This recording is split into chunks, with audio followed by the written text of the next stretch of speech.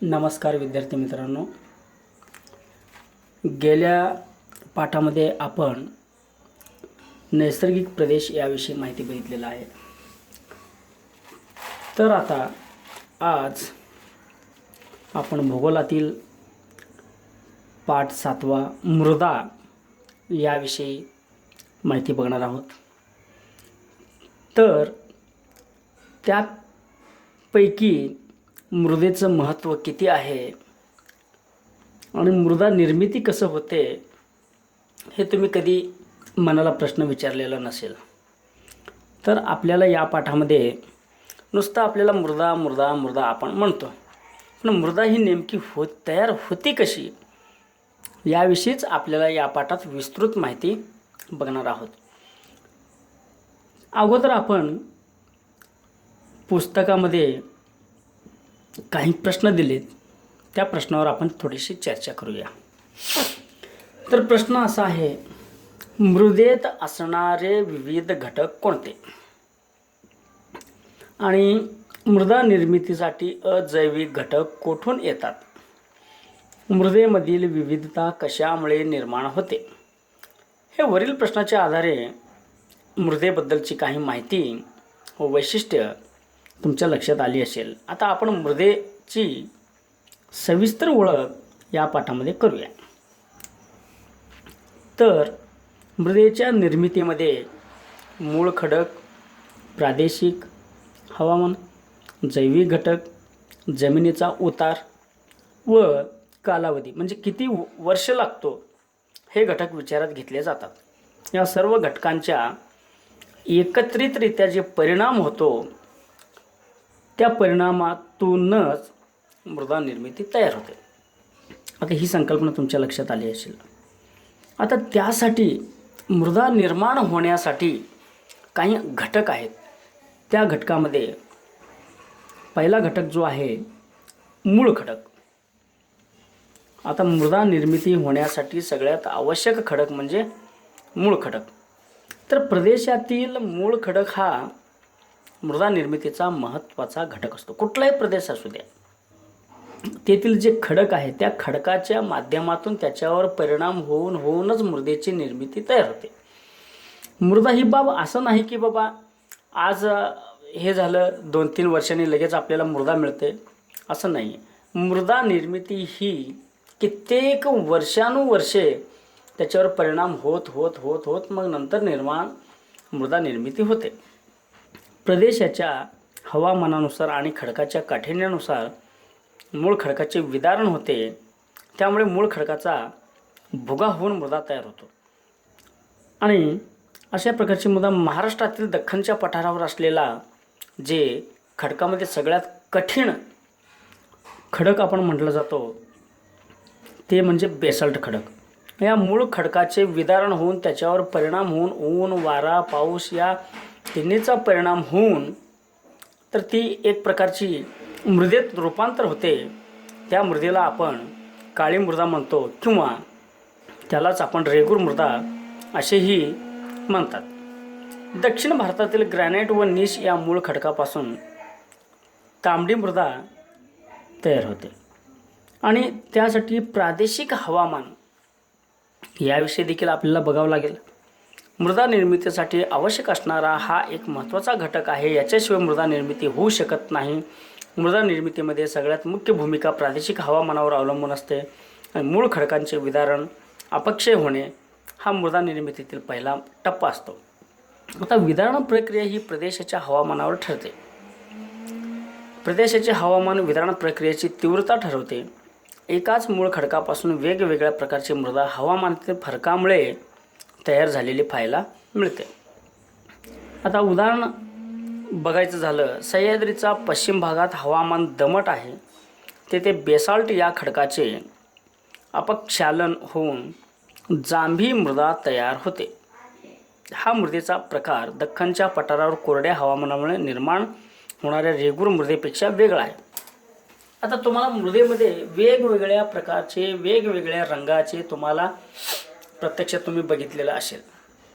आता काही माती ही आपल्याला काळ्या स्वरूपात दिसते, काही लालसर तांबट स्वरूपात दिसते. अशा वेगवेगळ्या प्रकारचे मृदा आपल्याला पाहायला मिळतो आणि हे तेथील प्रदेशातील प्रादेशिक हवामान यावर अवलंबून आहे. त्याच्यानंतर जैविक घटक. आता खडकाचे वितरण होऊन त्याचा भुगा तयार होतो, परंतु हा भुगा म्हणजे मृदा नव्हे. मृदेमध्ये खडकाच्या भुग्याशिवाय जैविक पदार्थ मिसळले जाणे आवश्यक असते, त्याशिवाय मृदेमध्ये कस निर्माण होत नाही. हे जैविक पदार्थ प्रदेशातील वनस्पती व प्राणी यांच्या विघटनातून मृदेत मिसळतात. आता तुम्ही हडप्पा संस्कृतीविषयी माहिती पाहिला असेल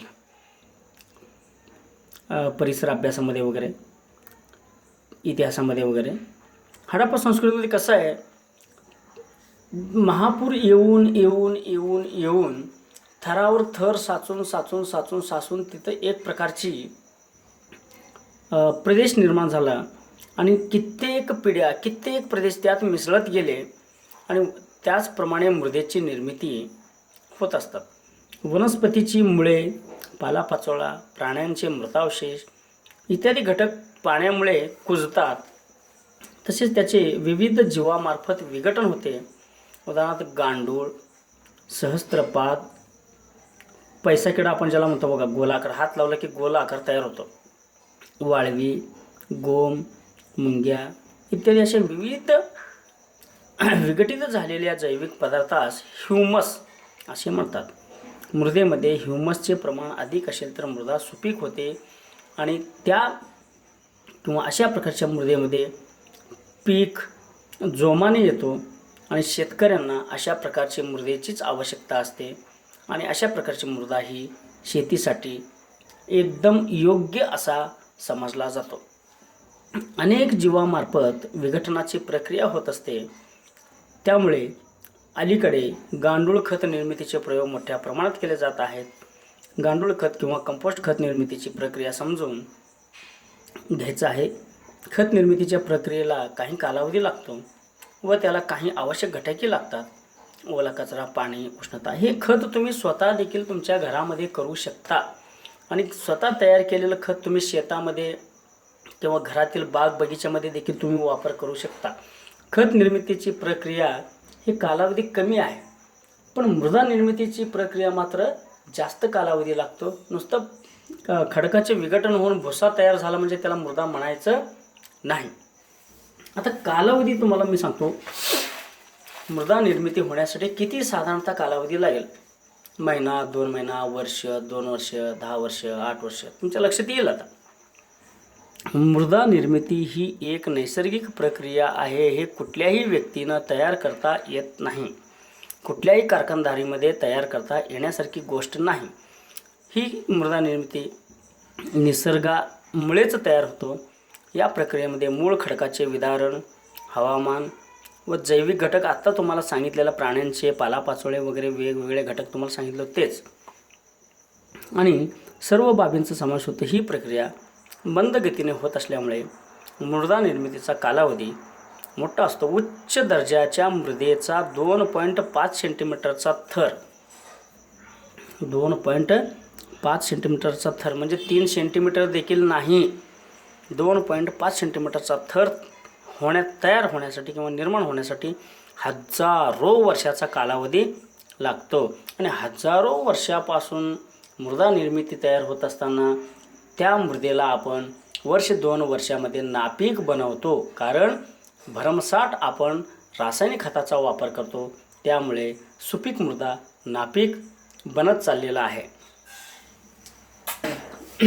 तर यावरून मृदा किती अनमोल आहे हे तुमच्या लक्षात आलं असेल. जास्त तापमान, जास्त पाऊस असलेल्या प्रदेशात मृदा निर्मितीची प्रक्रिया जलद होत असते. त्या मानाने कमी तापमान व कमी पाऊस असलेल्या प्रदेशात मृदा निर्मितीसाठीचा प्रक्रिया कालावधी जास्त लागतो. कारण कसं, जास्त तापमान आणि जास्त पाऊस जर असलं तर त्या खडकावर जास्त परिणाम होतो आणि कमी तापमान आणि कमी पाऊस जर असेल तर त्या खडकावर कमी प्रमाणात परिणाम होतो. म्हणून कालावधी कमी जास्त लागतो. आता हे तुमच्या लक्षात आलेल, 2.5 सेंटीमीटरचा मृदेचा थर तयार होण्यासाठी हजारो वर्षाची कालावधी लागतो. आणि निसर्गाकडून मिळालेली मृदा एक साधन म्हणून मनुष्य वापरतो. याचा प्रामुख्याने शेतीसाठी वापर केला जातो. कित्येकदा जास्त उत्पादन मिळवण्यासाठी शेतात अनेक प्रकारची रासायनिक खते, कीटकनाशके यांचा वापर केला जातो. त्यामुळे मृदेची गुणवत्ता कमी होत जातो. तर हे झालं आपण मृदेविषयी.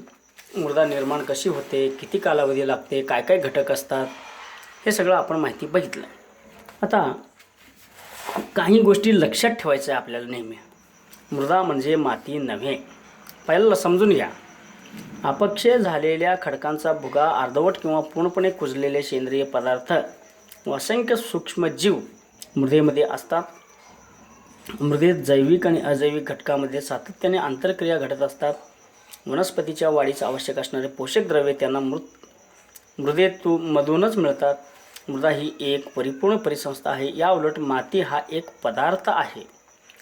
आता साहजिकच बोलताना वगैरे आपण सहज बोलतो. मृदेला पण माती बोलतो, मातीला पण आपण मृदा बोलतो. पण भौगोलिक भाषेमध्ये आपण विचार केला, मृदा म्हणजे माती नव्हे. थोडक्यात काय तर कुंभार वापरतो ती माती आणि शेतकरी वापरतो ती मृदा. शेतात आढळतो ती मृदा.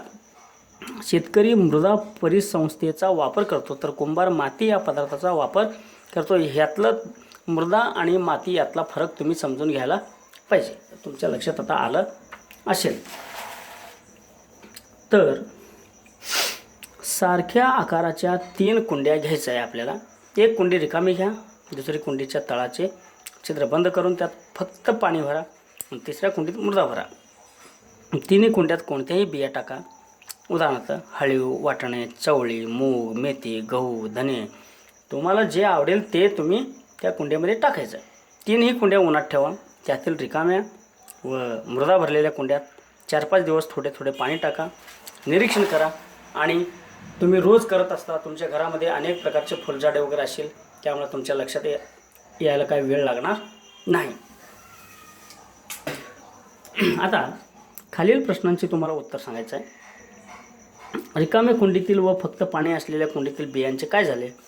मृदा असलेल्या कुंडीतील बियांचे काय झाले? याचं उत्तर तुम्ही सहज सांगू शकता.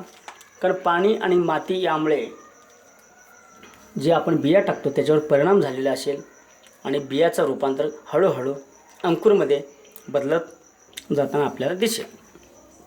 आता भौगोलिक स्पष्टीकरण द्यायचं झालं, पृथ्वीवरील सजीवसृष्टीतील महत्त्वाचा घटक म्हणजे वनस्पती होय. या वनस्पतीची निर्मिती, वाढ आणि आधार म्हणून मृदेचे असाधारण महत्त्व आहे. ज्या प्रदेशात सुपीक मृदा आहे तेथे वनस्पती जीवन मोठ्या प्रमाणात समृद्ध झालेले असते. विषुववृत्तीय प्रदेश, ज्या प्रदेशात सुपीक मृदा नसते तेथे वनस्पतीची वाढ कमी होते. व वाळवंटी प्रदेश, मृदेची कमतरता असते तेथे वनस्पती जीवनाचा अभाव आढळतो. उदाहरणार्थ ध्रुवीय प्रदेश. केवळ योग्य हवामान, भरपूर पाणी आणि सूर्यप्रकाश असल्याने वनस्पती जीवन समृद्ध होऊ शकत नाही. त्यासाठी वनस्पतीच्या योग्य वाढीसाठी वनस्पतीचं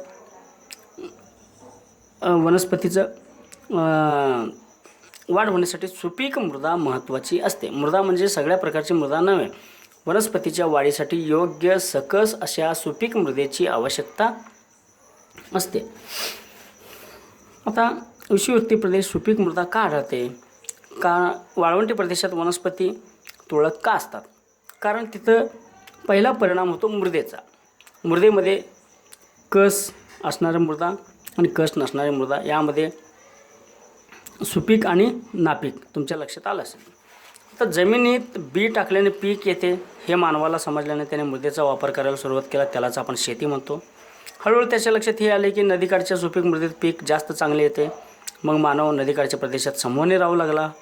त्यामुळे नदीकाठचा मानवाच्या प्राचीन संस्कृतीचा उदय झाला. हळूहळू सिंधू आणि हडप्पा मी आता तुम्हाला सांगितलेलं आहे. मोठ्या प्रमाणात वाढणाऱ्या लोकसंख्येसाठी मानव शेतीमधून जी अन्नधान्य मिळू लागला ते लोकसंख्येच्या मानानं कमी पडू लागला. शेती व त्यातील पिकाचे उत्पादन हे मुख्यत्वे करून पाण्याची उपलब्धता व प्रदेशातील मृदेवर आधारित असते हे त्याच्या लक्षात आले. आणि सुपीक मृदेच्या शोधात तो व तेथे स्थायिक होण्यास मानवी समूहात स्पर्धा होऊ लागली. त्यानंतर पीक भरघोस येण्यासाठी मृदेची प्रत वाढवण्याचे विविध प्रयत्न मानव करू लागला. त्यासाठी विविध प्रकारचे खते तो वापरू लागला. आणि आता कितीतरी आपल्या वर्गामध्ये शेतकरी आहेत, आईवडील शेतकरी आहेत, त्यांनाच याचा चांगला अर्थ त्यांच्या लक्षात आला असेल. म्हणजे शेतीचा कस वाढण्यासाठी, शेतामध्ये भरघोस पीक येण्यासाठी आपले वडील काय काय करतात किंवा कुठल्या कुठल्या प्रकारचे फवारणी किंवा खत घालतात हे तुम्ही निरीक्षण करा. त्यामुळे शेतीच्या उत्पादनात विक्रमी वाढ झाली. पण हे एक चांगली गोष्ट आहे, शेतीच्या उत्पादनात विक्रमी वाढ झाली ही चांगली गोष्ट आहे. पण ह्याच्या विरोधात जर आपण विचार केला तर शेतीच्या उत्पादनात वाढ झाली हे एका दृष्टीनं योग्य जरी असलं तर कितीतरी पटीनं एक नुकसान देखील झालेले आहे. ती नुकसानाची उणीव कधीही भरू शकत नाही. कारण मुळात शेतीतला कसच निघून गेलेला आहे.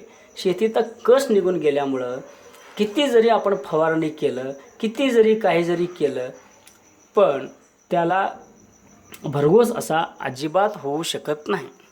मृदेच्या प्रकारानुसार अन्नधान्य, फुले, फळे इत्यादी उत्पादन घेतले जातात. महाराष्ट्रातील दख्खन पठारावरील रेगूर मृदेत पाण्याने प्रामुख्याने ज्वारी, बाजरीसारख्या धान्य पिकांचे उत्पादन होते.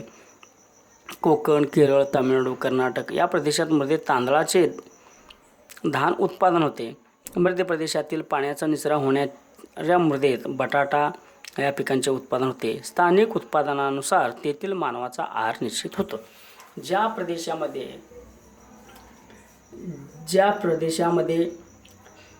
जे उत्पादन होते, शेतामधून जे उत्पादन निघते त्याच्यावर तेथील मानवांचा आहार अवलंबून असतो. आता आपण तमिळनाडूसारख्या प्रदेशामध्ये, आंध्र प्रदेशसारख्या प्रदेशामध्ये जर आपण गेलो तर त्या ठिकाणी आपल्याला तांदळापासून अनेक पदार्थ जेवणामध्ये आपल्याला दिसेल. महाराष्ट्रासारख्या प्रदेशामध्ये ज्वारी, गहू, बाजरी अशा प्रकारचे अन्नात समावेश मोठ्या प्रमाणे किंवा जास्त प्रमाणात करताना तुम्ही पाहत आहात. तर ज्या प्रदेशात शेतीयोग्य मृदा नाही त्यांना आजूबाजूच्या प्रदेशातून धान्य आयात करून त्यांची गरज भागवावी लागते. उदाहरणार्थ सौदी अरेबिया, कतार, ओमान इत्यादी देश त्यांच्या गरजा चीन, भारत, अमेरिका या देशातून माल आयात करून भागवतात. कारण त्या ठिकाणी आपल्यासारख्या या पिकाला तेथील मृदा योग्य नाही, तेथील हवामान योग्य नाही, त्या ठिकाणी अशा प्रकारची पिकं येऊ शकत नाही. म्हणून त्यांनी चीन, भारत, अमेरिका यासारख्या देशातून माल आयात त्यांना करावा लागतो. ज्या प्रदेशात सुपीक मृदा असते त्या प्रदेशात अन्नधान्याची स्वयंपूर्णता दिसते. त्यामुळेच अशा प्रदेशात लोकवस्ती केंद्रित झालेली आढळतात.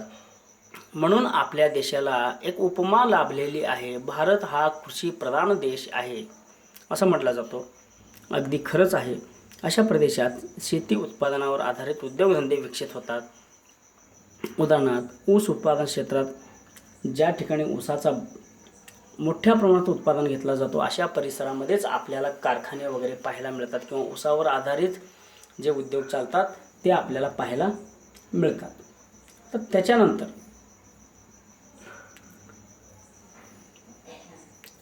अशा प्रदेशांचा पुढे विकास झालेला दिसून येतो. कारण उत्पादन जास्त आहे, तेथील विकास देखील जास्त झालेला आहे. म्हणून अशा प्रकारचे जे भाग आहे, प्रदेश आहे, राज्य आहेत हे प्रामुख्याने विकसित असलेले आपल्याला लक्षात येते. तर विद्यार्थी मित्रांनो, या ठिकाणी आपण थांबूया. उर्वरित भाग आपण पुढच्या तासाला पाहूया. धन्यवाद.